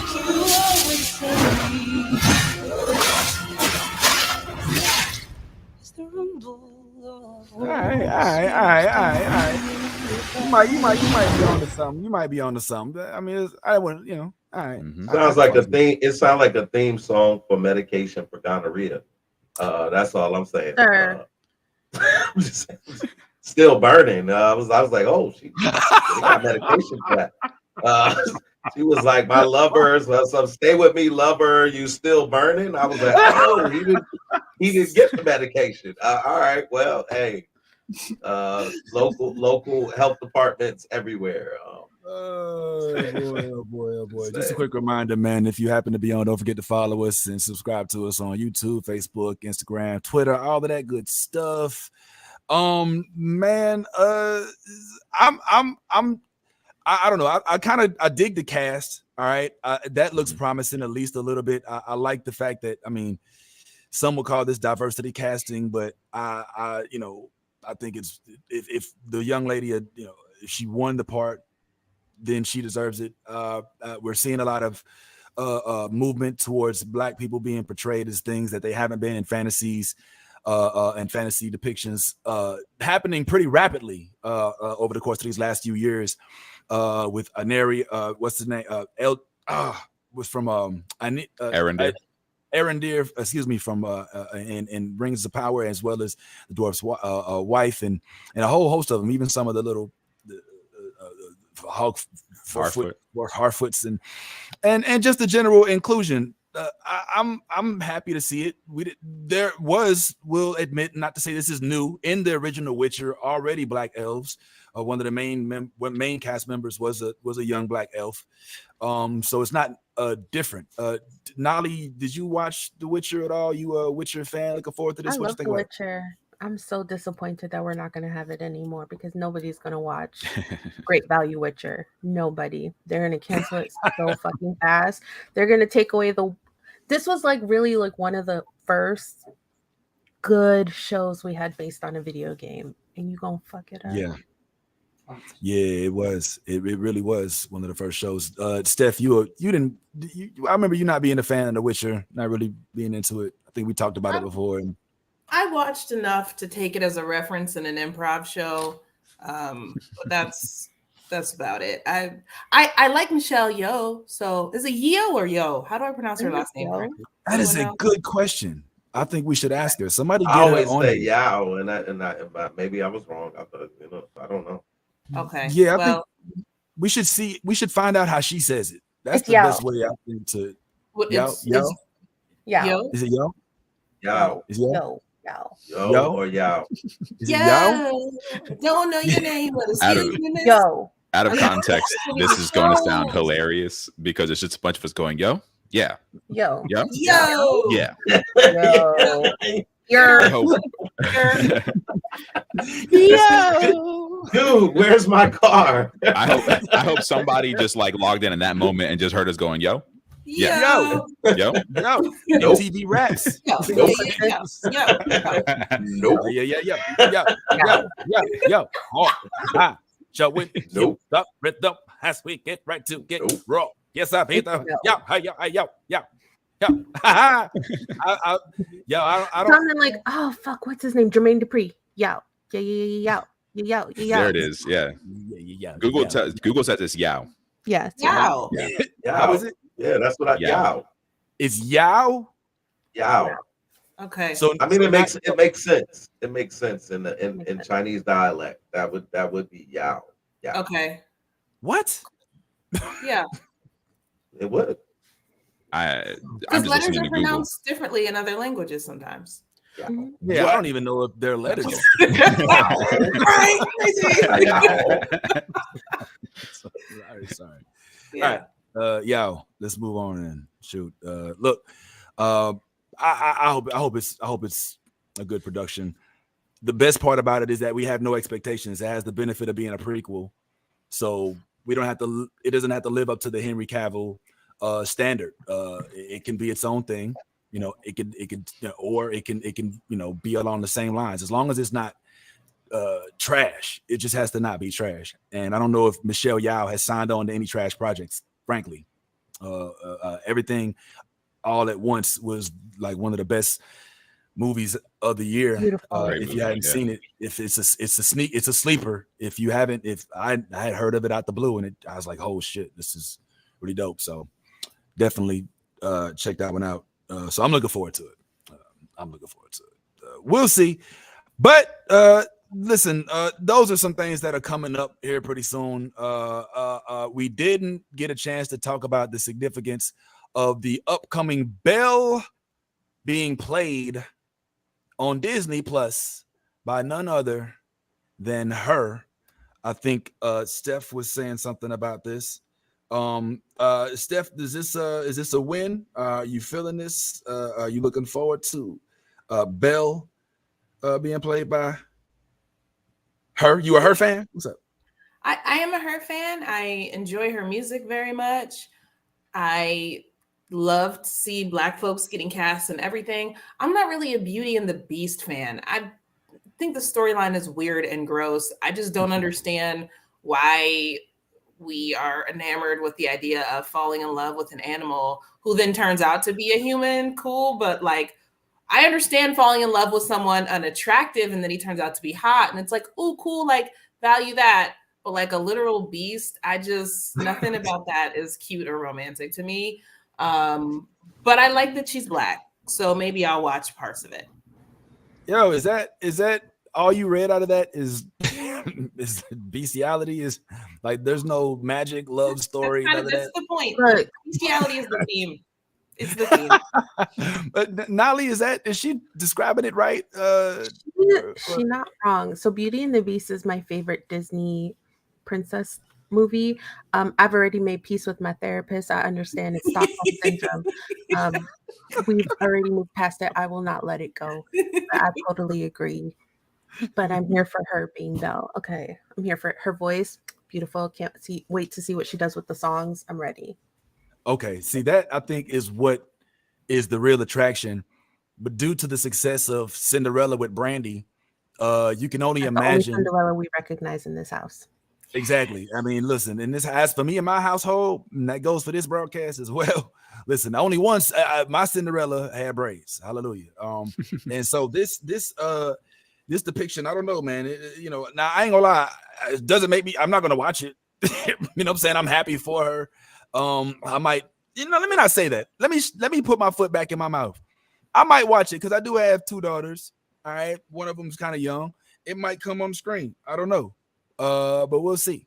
Fellas, go ahead. The format is going to be like, you know how like they did when Queen Latifah was Ursula, they did just the music from The Little Mermaid. That's exactly what this format is going to be. So it's not going to be like a whole big ginormous production. It's just a celebration of, I think it's like 40 years or something like that for the movie. And so it's like a fun Disney concert of sorts. So it's not a actual movie. They're not redoing Beauty and the Beast with her as Belle. Okay, so this is it's just like it's a special. So this is just a one-time thing that's going to happen on Disney Plus, like a special type event. And her and Josh Groban too, who's got his own long-time cult following. So this is more of a spectacle of music rather than the production itself. I feel this is like part animated film, part like like how they did the Little Mermaid one. They did like clips from the animated movie, and then they segued into the live action was like the performance of the songs, and it was cute. Like they were full costumed up. It was Queen Latifah. Honestly, should have been Ursula in the new movie. I love Melissa McCarthy, but Latifah delivered. Agree. They couldn't handle that much blackness. Absolutely not. There's too much. The octopus and the mermaid. Yeah. My childhood. Okay. So, all right. Well, listen. Looks like something Prince did it too. Tale as old as time. Yep, I'm there.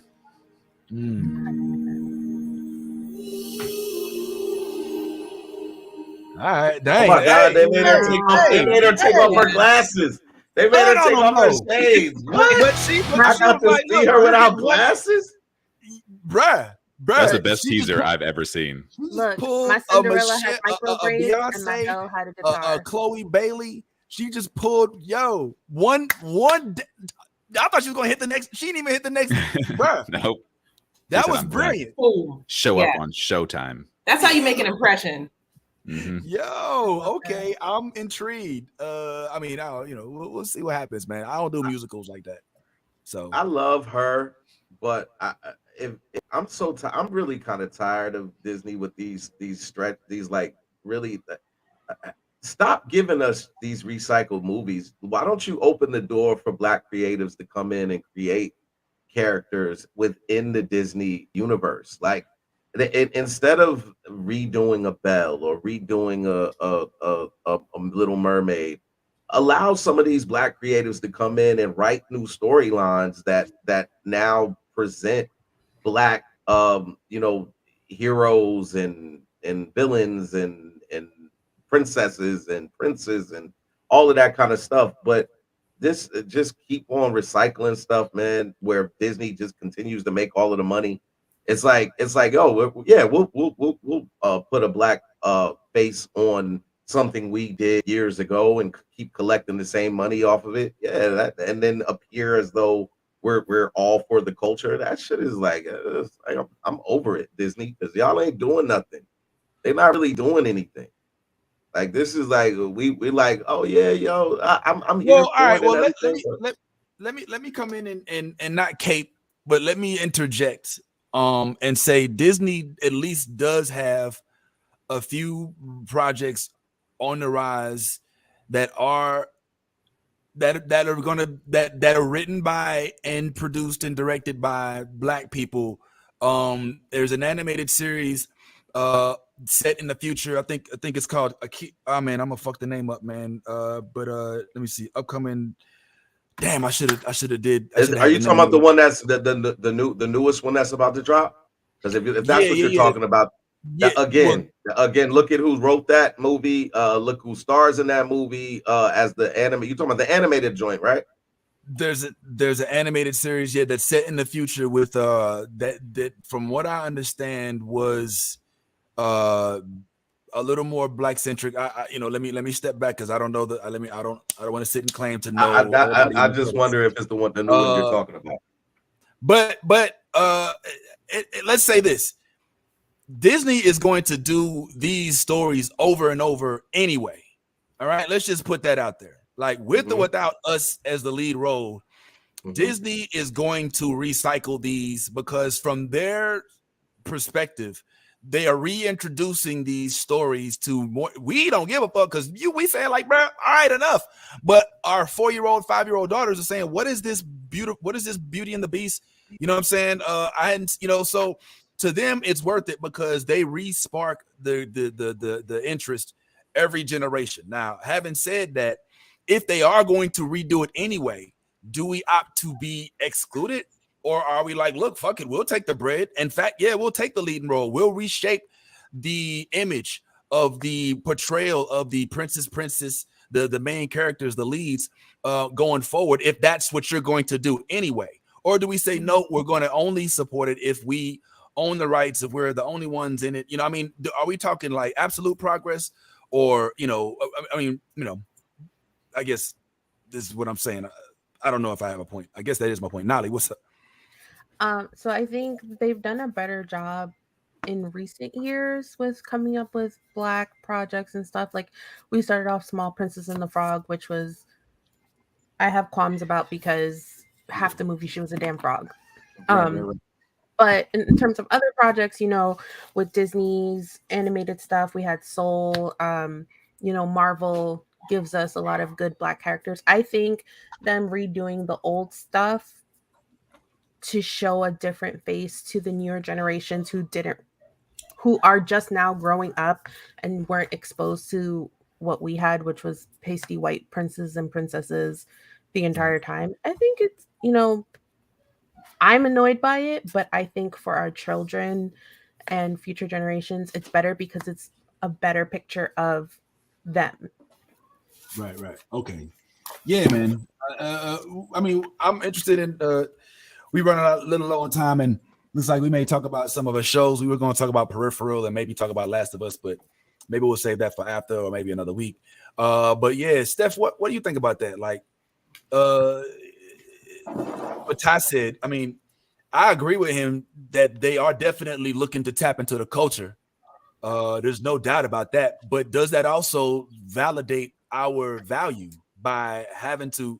I mean, the other side of that coin is, look, maybe they finally get it, and they're trying to, I don't know, extend themselves, albeit it may be wrong, but is it worth it? Is this exploitation or what? Is this a good I don't move? think that it has to be either or when we consider supporting stories from Black creatives versus inserting Black characters and actors into previously white stories.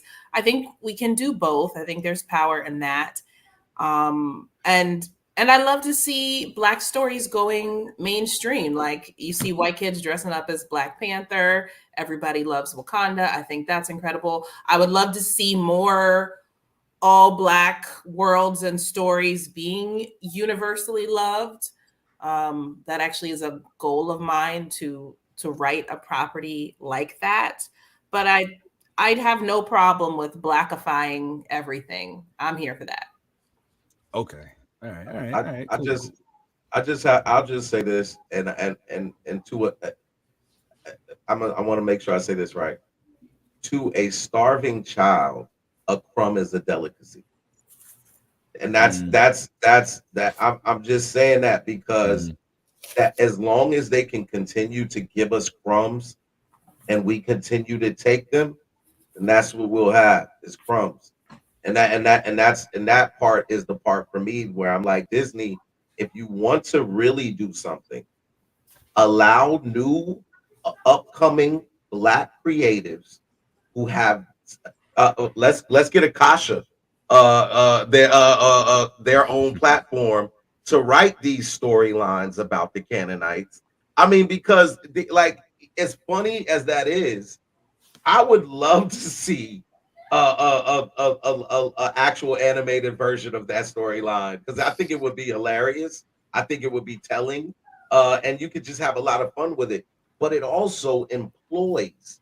It now employs these Black creatives to have these long-term jobs. Don't just give me an already established artist like her, who I love. Don't get me wrong, and then implant her You sound like Stephen A. into. Smith. Yeah, and to implant her into this role that you've already had created that continues to profit you. It does like this, it doesn't benefit us. Like, yeah, okay, we get to see. I mean, yeah, but my point is that again, you are taking someone who's already established and you're implanting them rather than taking these creatives who have these stories that don't get the platform to be heard, to giving them an opportunity. That's what I'm saying. Like, if we keep taking the crumbs, then we'll never get to the main dish. Steph.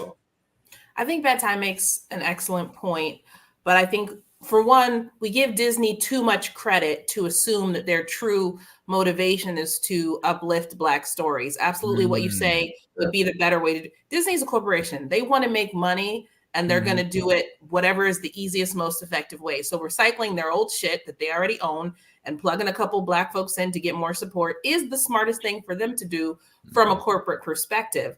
And there are Black folks out there creating their own worlds and characters and platforms. And unfortunately, many of them don't have resources, anything like Disney. So it's hard to get the promo and get the vision and the eyes that a major corporation like Disney has. But I think that is the challenge. People like us using our platforms to highlight those Black creators doing the independent stuff. So maybe something we can do is spend more time, like we did today with the story from Akasha Cosplay, highlighting stories and worlds from Black creators so that they can get more mobilization behind them. Yeah, and let's oh, go ahead, Tyrone. Oh no, that wasn't me. No, I just said that. Let's also be clear about something. If this is happening, you're saying this, and I think it's because it's a Disney formulaic cartoon being put into, and I have this much of a hatred for that as you do. You know how I feel about you in the same Disney show and just making it live action, especially a musical. You know what I'm saying? But let's be clear. Shonda Rhimes, who's been so successful with shows like Scandal and if I'm not mistaken, is Shonda Rhimes, is that Bridgerton? Did she do Bridgerton, or was that like she whoever it is that she puts she could be the creator, but she's still giving ABC a check. She's still giving Netflix a check. She's still like they're still co-working together until they come together and end up working for their own thing. Real quick, I wanted to show this. I was going to go out on this, man. I was going to talk about The Last of Us. Like I said, we was going to talk about the Let the Right One In and as Peripheral. Maybe we could do that. If you got a little time after this, maybe we could talk about it. But real quick, I want to show this. I don't know if y'all have seen this, but Lisa put me on. This was the show I was talking about that Disney has come about. This is an actual trailer. This is just some information about it. So let's drop this real quick and see. Major news from Disney. Did I sound too excited? It's because I am. Hey y'all, welcome to Screen Rant News. I'm Janelle Dion. In a never-before-seen collaboration, Disney Animation Studios has announced it will be teaming up with Pan-African entertainment company Kugali to create a long-form animated sci-fi series set in a Wakanda-like futuristic world. The series will be called Iwaju, which in the Yoruba language roughly translates to the future. And just looking at the absolutely stunning early concept art, it's clear why it got this name. Unlike Wakanda from Black Panther, Iwaju will be set in the non-fictional African country, Nigeria. So far, we know the Afro-futuristic series will feature a young girl and boy and explore the themes of class, innocence, and challenging the status quo. All wrapped up in a nice sci-fi bow, baby. Kind of like the one on her dress. Not only is this Disney's first animated series working with a comic studio outside of Marvel, but Iwaju will be its only animated series not focused on an existing movie or franchise. Iwaju will debut on Disney Plus in 2022. But until then, for more updates and the latest in TV and movie news, be sure to check out Screen Rant. I'm Janelle Dion. Thanks for watching and see you next time. Well, that time. Looks like maybe Disney was listening to people like you. Look at that. I mean, listen, I'm not trying to give Disney a pass, and I'm not even saying that I don't know what strings are being pulled behind this show, but all I was saying is, you know, I think that there's a pathway towards it, and Disney, as opposed to some other places, may be listening to some people that are saying what you're saying. We got 2 minutes. I hope you'll be down for a little bit of after show, but what's up, man? Real quick, if you have something to say to close out. Last word. I hate you, Vince. Hate you. All right. Well, hey, look, I could have said it no better. Hey, real quick, man. Shout out to everybody who tuned in today. Comments was on fire, viewership's on fire. Make sure y'all once again don't forget to tune in and go like, subscribe, and follow on Instagram, YouTube, as well as Facebook. And even Twitter, which I don't know if we're gonna be on there too long. I ain't gonna lie, that's crazy. We still got more to talk about. We haven't discussed so much. I got a little bit of time. I don't know how much time y'all got, but I'm gonna pull up a little bit afterwards to discuss. Maybe even while I'm playing video games, we could do that at the same time. I can hook it on up if you got a little bit of time. But if anybody don't have nothing to say, I'm gonna go ahead and say, make sure. Oh, did you raise your hand or is you just chewing? I can't really tell what's going on. I'm gonna let Ty go ahead and let us go out. Hey man, hold on, bro. They ain't give us no check, bro. We ain't get no check. We ain't get no check from that company, bro. You know what I'm saying? They don't get no free rides around here, man. You know what I'm saying? Anyway, go ahead. Please, in all things, be yourself authentically. If you're not being yourself, you're being fake, and ain't nothing cool with that. And as always, if you're a geek, go ahead. Let that geek flag fly. I see these fries in the screen, so it's messing me up. We'll see y'all next week. Tune in. We'll be right back in a little bit, y'all. Hey. Fighter 2, I just really hate Zangief phony Ken and Ra. I find it hard to be Blanca, keep a wee ninja hanging and the uncle album banging. If you negative in energy, then stay out the vicinity of